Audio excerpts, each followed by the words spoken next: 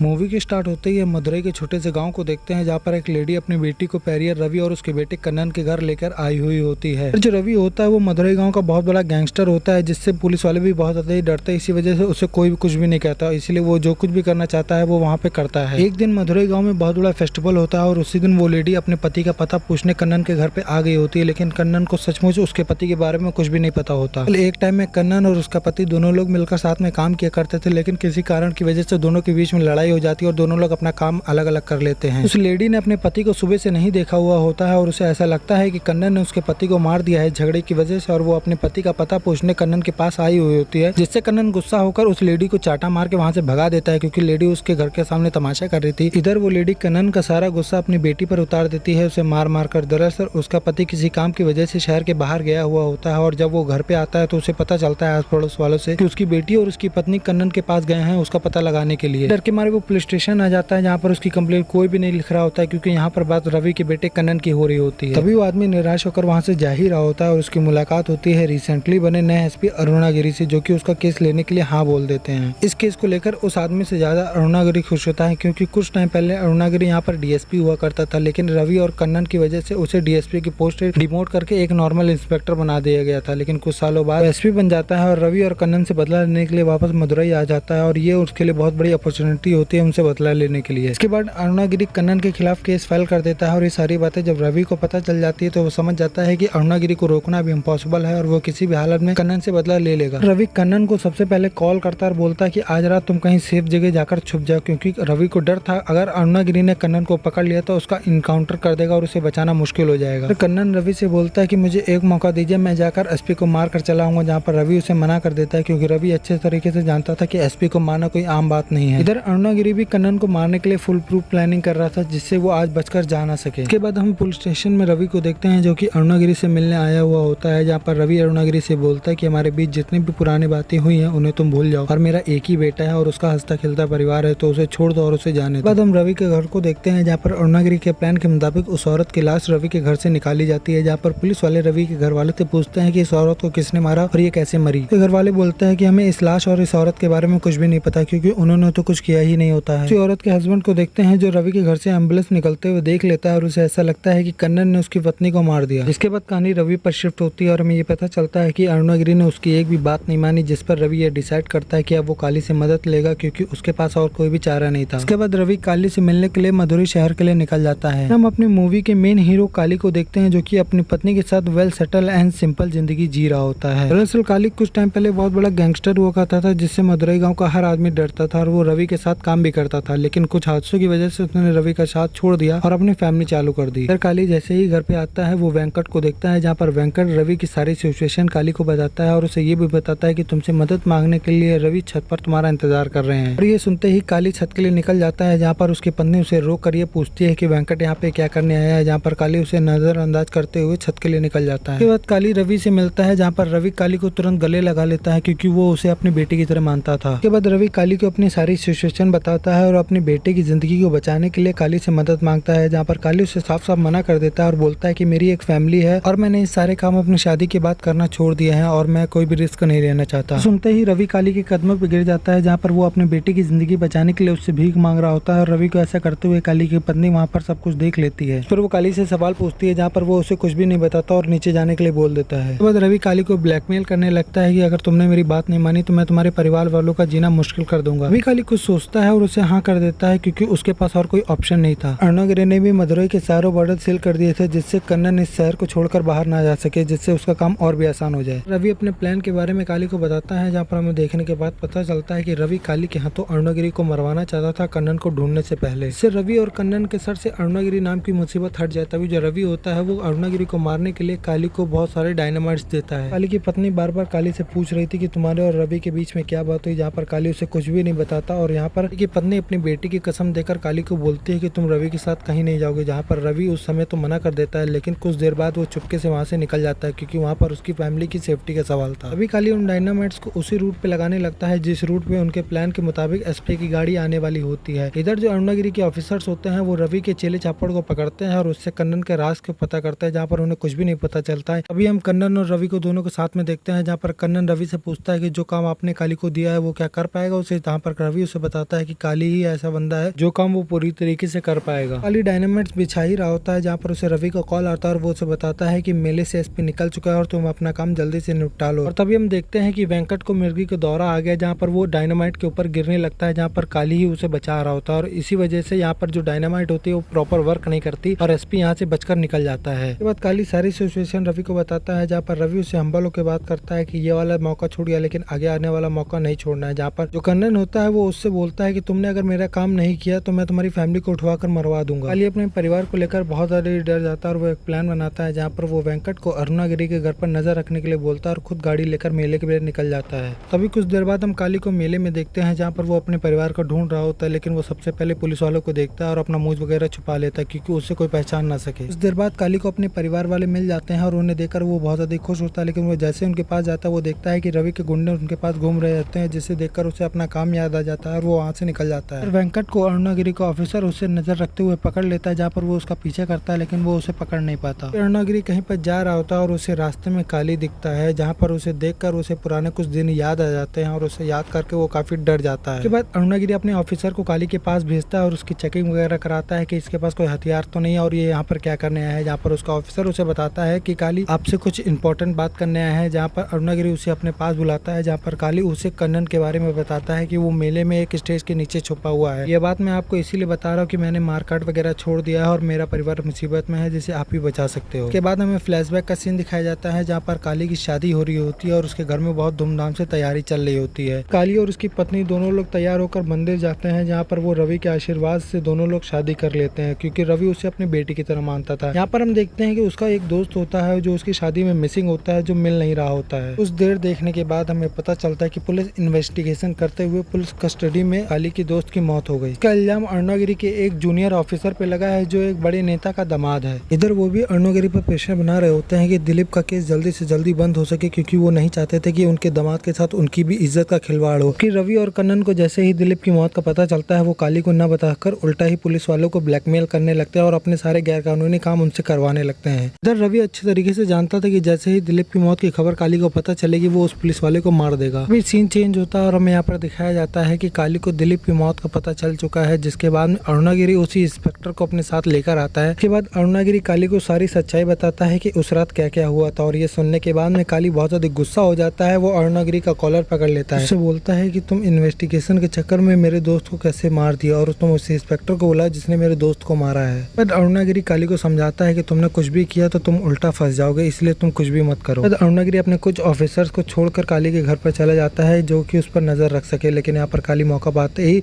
अपने घर से फरार हो जाता है। और ये बात जैसे ही अरुणागिरी को पता चलती है वो बहुत ज्यादा टेंशन में आ जाता है कि इधर दिलीप की मौत जिस इंस्पेक्टर के कारण हुई थी, काली और उसके गुंडे उसे मारने और सबक सिखाने के लिए उसके घर पे पहुंच जाते हैं, जहाँ पर वो सबसे पहले तो नॉर्मली गेट को खोलने की कोशिश करते हैं लेकिन वो अंदर से लॉक्ड होता है। जिसके बाद में जो काली होता है वो बॉम्ब से उसके गेट को उड़ा देता है और जिसके बाद में जो काली होता है वो सबसे पहले तो अंदर जाता है और वो उस पुलिस वाले को पकड़ता है और बोलता है कि तुम अपने आप को पुलिस के हवाले कर दो। और ये बोलने के बाद में काली वहाँ से चला जाता है। जिसके बाद में सारा इंसिडेंट उस इंस्पेक्टर के फादर इन लॉ को पता चल जाता है, जिसके बाद में वो रिग्रेट करते हैं कि मेरे दामाद को ऐसा बोलकर कौन चला गया और वो अभी तक जिंदा क्यों है। वो खुद पुलिस स्टेशन आ जाते हैं अपने दामाद की जगह, जहाँ पर काली की एंट्री होती है, जो कि ये चाहता ही था कि वो कैसे भी करके दिलीप की मौत का बदला ले सके। इसके बाद में काली जो होता है वो उसी इंस्पेक्टर के फादर इन लॉ से मिलता है, जहाँ पर उन दोनों की बहस होती है। जिसके बाद में जो काली होता है वो अपनी देसी गन उठा के उनको वहीं पर मार देता है। तभी जैसे ही काली अरुणागिरी को मारने चलता है वैसे ही अरुणागिरी काली को बताता है कि तुम्हारे दोस्त रवि और कन्नन को दिलीप की मौत का पता पहले ही था और उन्होंने जानबूझकर तुम्हें नहीं बताया था क्योंकि उससे उनका फायदा हो रहा था। अब उस इंस्पेक्टर का फादर इन लॉ उनके रास्ते में आने लगा तो उन्होंने प्लान बनाया कि उनके हाथों तुम्हें मरवा दे। वो अच्छे तरीके से जानते थे कि जैसे ही तुम्हें दिलीप की मौत का पता चलेगा तुम किसी को भी नहीं छोड़ोगे और वो जैसा चाहते थे तुमने वैसा ही किया। को जानकर बहुत ज्यादा दुख होता है कि रवि और कन्नन भी उसके साथ ऐसा कुछ कर सकता है क्योंकि वो उन्हें अपने भाई की तरह मानता था। उस समय अरुणागिरी के कुछ न करने पर उसका डिमोशन हो जाता है और यहाँ पर कहानी प्रेजेंट टाइम में आ जाती है, जहाँ पर फिर से अरुणागिरी एसपी बन गया होता है और वो बदला लेने के लिए आया होता है कन्नन और रवि से। जो काली होता है वो अरुणागिरी को कन्नन की लोकेशन बता देता है कि वो एक मेले में स्टेज के नीचे बैठकर छुपा हुआ है, जहाँ पर अरुणागिरी की टीम उसे ढूंढ रही होती है। और इधर जो काली होता है वो अपनी फैमिली को एक सेफ जगह पर छोड़ देता है। इधर अरुणागिरी को कुछ भी नहीं मिल रहा होता और जब वो जाने लगता है तो स्टेज के पीछे देखता है कि एक सुराख है, जहाँ पर वो झांक कर देखता है तो उसे पता चल जाता है कि जो कन्नन है वो उसे मिल जाता है और वो उससे रवि के बारे में पूछता है, जहाँ पर कन्नन अपने बाप के बारे में उसे कुछ भी नहीं बताता। अरुणागिरी होता है वो कन्नन को अपनी हिरासत में ले लेता है और यहाँ पर ये सारी बातें रवि को पता चल जाती है, जहाँ पर रवि बहुत ज्यादा टेंशन में होता है। यहाँ पर वो अपने आदमियों को कन्नन को बचाने के लिए भेज देता है। इधर जो अरुणागिरी होता है वो कन्नन और उनके साथियों से रवि की लोकेशन का पता करने की कोशिश करता है, लेकिन उन्हें कुछ भी नहीं पता चलता।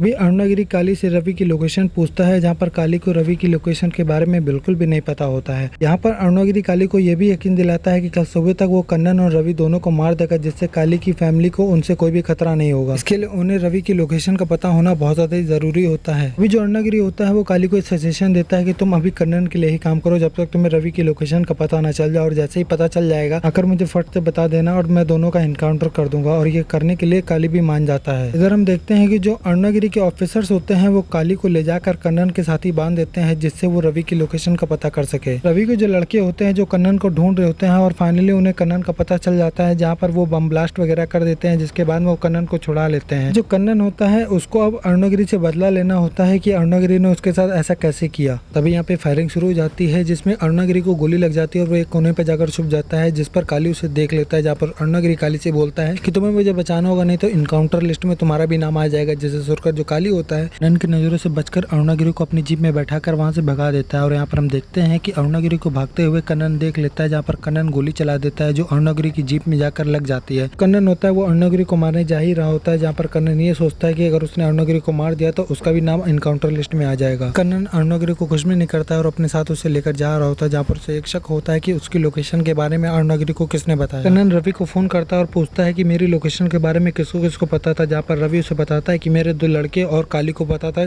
कि तुम कहाँ पर हो। कन्नन होता है सोचने लगता है कि हो न हो मेरी लोकेशन के बारे में काली ने ही अरुणागिरी को बताया है। जहाँ पर जो कन्नन होता है वो काली से पूछताछ करता है, काली उसे कुछ भी बताने से मना कर देता है और दोनों के बीच में बहस हो जाती है। जहाँ पर जो काली होता है वो गुस्से में आकर कन्नन को मार देता है। काली अपने घर पे आता है, जहाँ पर उसकी बीवी उससे पूछताछ करती है कि तुम कहाँ पे गए थे। जहाँ पर जो काली होता है वो सारी बातें बताता है कि मैंने कैसे कन्नन को मार दिया है। और वो जैसे ही वॉशरूम में जाने लगता है वो देखता है कि वेंकट जो होता है वो उन सारी लोगों की बातें सुन लेता है। जहाँ पर वो भागता है, काली वेंकट के पीछे भागता है और उसे मारने की कोशिश कर रहा होता है, जहाँ पर उसे ये डर होता है कि वेंकट कहीं कन्नन की मौत की खबर रवि को ना पहुंचा दे। यहाँ पे वेंकट को मिर्गी का दौरा आ जाता है, जहाँ पर उसे बचाने के लिए जो काली होता है वो अपने घर पे पानी लेने के लिए आता है। जहाँ पर वो ये देखता है कि रवि जो है वो पुलिस से बचाने के लिए काली के घर पर उसका परिवार को लेकर आ जाता है। पर सबसे पहले काली की बीवी रवि के परिवार को अपने घर में रखने के लिए मना कर देती है, लेकिन कुछ रीजन की वजह से रवि के परिवार को वो अपने घर पे रख लेती है। जहाँ पर रवि और काली ये डिसाइड करते हैं कि वो दोनों लोग मिलकर कन्नन को ढूंढने जाएंगे। दोनों के निकलने के बाद में जो कन्नन की बहन होती है वो बाहर आती है और वो देखती है कि कन्नन की जो गाड़ी है वो काली के घर के पीछे साइड खड़ी हुई है, जहाँ पर उसे काली पर शक होता है। जहाँ पर वो अपने फादर को फोन करती है और बोलती है कि पापा कन्नन भैया की जो कार है वो काली के घर के पीछे खड़ी हुई है और उसकी पत्नी मुझे वहाँ पर जाने नहीं दे रही है। तो ही रवि को काली पर शक होता है और वो उसके घर पे जाता है, जहाँ पर उसे कन्नन की कार में अरुणागिरी मिलता है। जहाँ पर अरुणागिरी रवि को बताता है कि काली ने कैसे कन्नन को मौत के घाट उतार दिया। जहाँ पर वो काली पर बहुत ज्यादा गुस्सा होता है, पर रवि सबसे पहले तो अरुणागिरी को मौत के घाट उतारता है और उसके बाद में जो काली होता है उसकी खबर लेता है, जिस पर काली रवि से बोलता है कि मुझे जो कुछ भी करना है कर दो, लेकिन मेरे परिवार वालों को छोड़ दो क्योंकि उनका इसमें कोई भी हाथ नहीं है। लेकिन मानो तो रवि के सर पे खून सवार था और वो किसी की बात नहीं सुनना चाहता था, लेकिन वो काली से बार बार यही पूछ रहा था कि मेरी बेटी की लाश कहाँ है, मेरी बेटी की लाश कहाँ है। जहाँ पर जो काली होता है वो एक कार की साइड उसे इशारा करता है और बोलता है कि इस कार में तुम्हारे बेटे की लाश हुई है। पर रवि और उसके आदमी मिलकर उस कार के कवर को हटाते हैं और वो देखते हैं क्या है कि उस कार में डायनामाइट्स रखे हुए हैं, जिसका ट्रिगर काली के पैरों में लगा हुआ है। जहाँ पर जो काली होता है वो उस ट्रिगर को ऑन कर देता है, जहाँ पर बहुत बड़ा बॉम्ब ब्लास्ट होता है, जिसमें रवि और उसके साथी की मौत हो जाती है, क्योंकि अगर काली रवि को नहीं मारता तो रवि काली को मार देता। काली बस में बैठकर अपने बीवी बच्चों के साथ ये शहर छोड़कर जा रहा होता है, जहाँ पर हम उसी लेडी को देखते हैं जिसका हस्बैंड पहले गुमशुदा था। दरअसल कन्नन के घर से आते वक्त उस लेडी की तबीयत खराब हो जाती है, जहाँ पर काली और उसकी वाइफ उसे अस्पताल में भर्ती करा देते हैं। यहाँ पर हमें ये भी पता चलता है कि काली को पहले से ही पता था कि वो लेडी कहाँ पर है। बावजूद काली ने किसी को भी नहीं बताया था कि वो लेडी कहाँ पर है, क्योंकि उसे दिलीप को मौत का बदला जो लेना था। काली ने सबको मार दिया, जिससे दिलीप की मौत का बदला भी पूरा हो गया और मूवी यहाँ पर खत्म भी हो गई।